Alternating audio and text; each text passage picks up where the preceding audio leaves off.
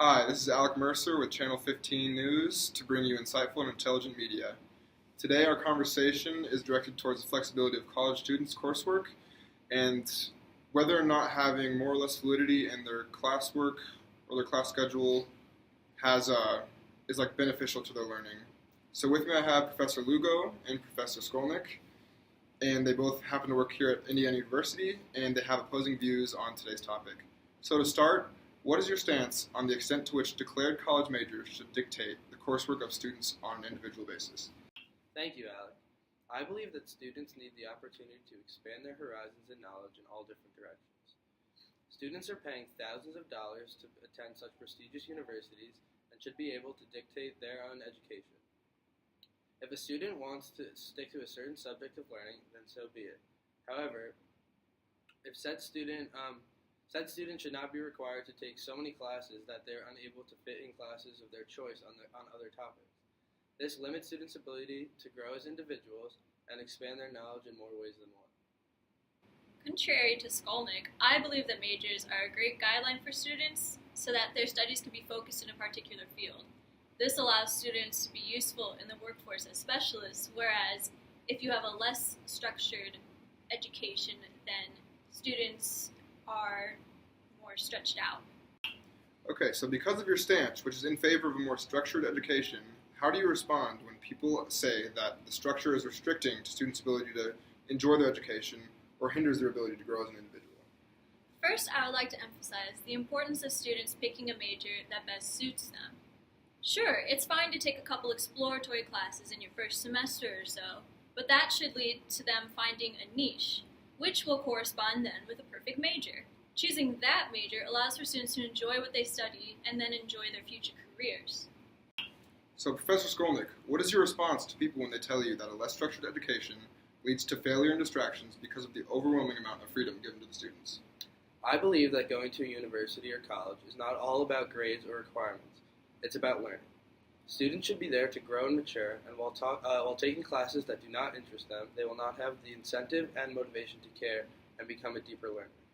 According to Pascarella et al., we anticipated that attending a liberal arts college would increase students' overall exposure to clear and organized instruction and increase their use of deep approaches to learning. Having such a diversified education lets students pick what they want to learn, allowing them to care and find deeper meaning in their learning, opposed to taking a class just to pass the requirement to move on with your major. What effect does the extent of structure in post-secondary education have on a student's future, namely their career options? Well, what I believe is that a structured post-secondary education allows for students to really delve into the field of their choice. This way, it allows for more specialized education. Specialists are invaluable to employers in the workforce, and so exhibiting the excellent skill and knowledge in one field will allow students to become successful in careers because they'll look a lot better than their peers. So same question for you. What is your response to that? I believe many people believe that majors are directly correlated with people's careers. However, that is not the case.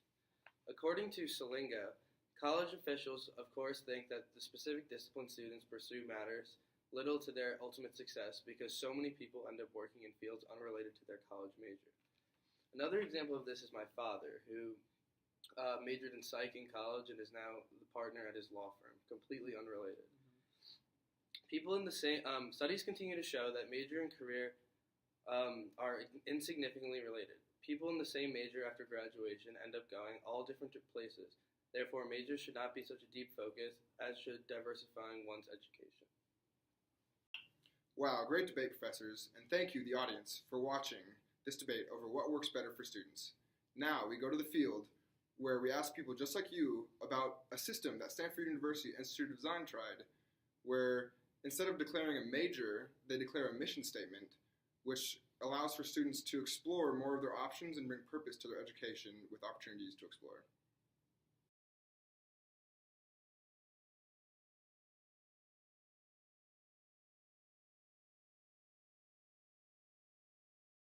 So my high school's mission statement was to continuously urge students to engage in critical and creative thinking, and I don't agree with that. I think it's so high school, and it doesn't prepare you for what you're trying to do after college. And I think if you have a major in place, then your guide and path to your eventual career is